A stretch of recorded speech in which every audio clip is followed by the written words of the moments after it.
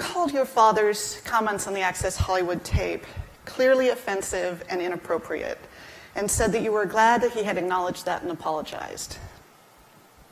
But I'm sure you understand that many people were not just offended by the language, they were offended by the actions he was describing. Were you?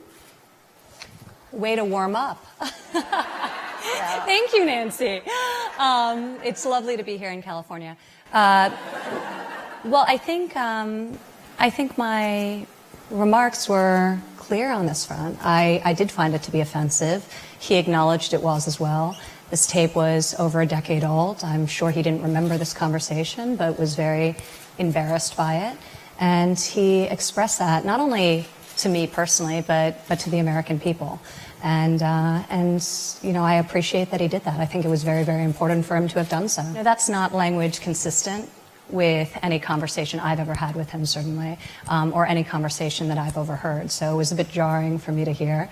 And he was very sincere in his apology. I made a very purposeful determination at the beginning of this campaign not to talk policy, because I'm not the candidate. I'm not an advisor. I'm a daughter. So my opinion is a distraction.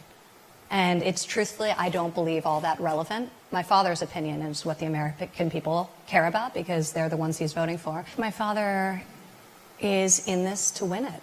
And, you know, I'm not interested in talking about alternative outcomes. And of course, I think my father will always do the right thing. That's the type of person he is.